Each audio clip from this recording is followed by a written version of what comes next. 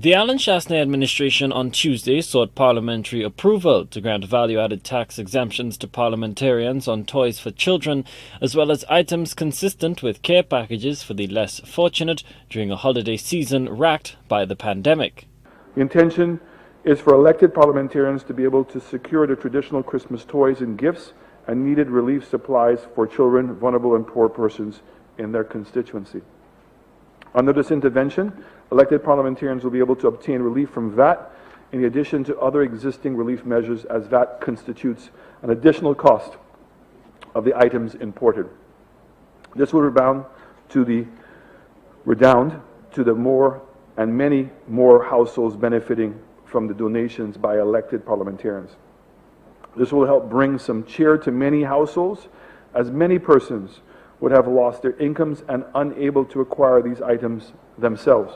While the government side touts the tax breaks on the items as a noble undertaking, the leader of the opposition and Castries East MP, Felix Pierre, underscoring a recent history of apparent marginalization, remains skeptical.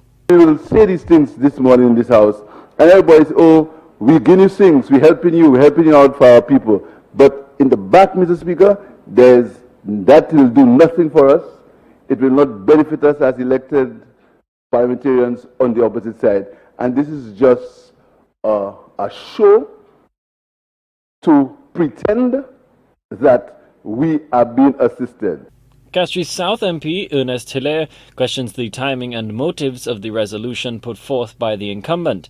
An indignant Hilaire, who has railed against a recent sweepstakes-style giveaway by an incumbent lawmaker on local airwaves, believes the entire motion is part of an insidious plot. I saw this on Saturday night, Mr. Speaker. We come into the House today. We met just about 3 weeks ago. We met at the end of November. He did not come to the House. Nobody on our side was told about it. And Christmas is next week, Friday. And you're telling me that you're sincere and genuine? This is sinister.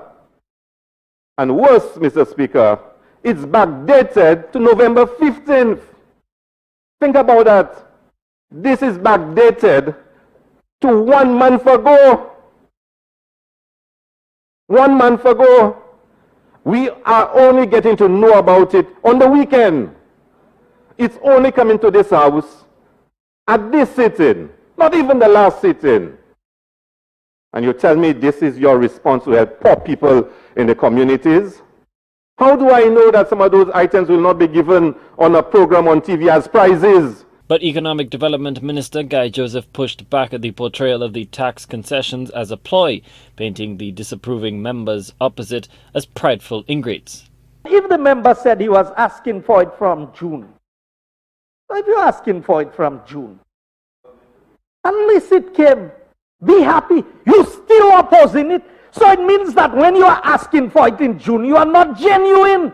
You see, Mr. Speaker, that is the problem. You cannot have your cake and eat it.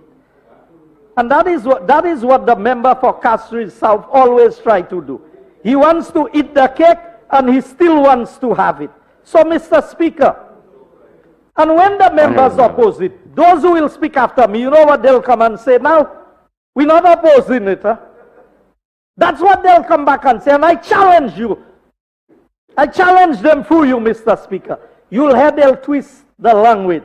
Commerce Minister and Member of Parliament for Choiseul Saltibus, Bradley Felix, drawing parallels with the June Christmas barrel concessions, insists that there is no ulterior motive and the latest tax relief measure is being undertaken in good faith. The only difference in this is one, parliamentarians were identified, and we added the lighting.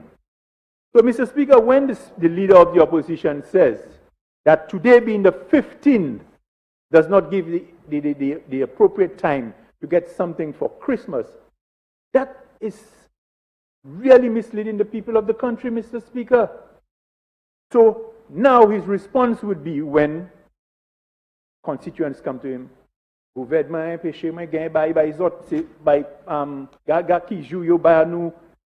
Mr. Speaker, from June, you're telling me the member could have brought down a barrel of cornflakes and he could not have given it to a vulnerable person in his community, various vulnerable people in the community who needed, Mr. Speaker? 3 barrels per community, per household. But the opposition members claim that the incumbent is misrepresenting their stance on the motion by conflating concerns over proper oversight and transparency with an aversion to the relief effort.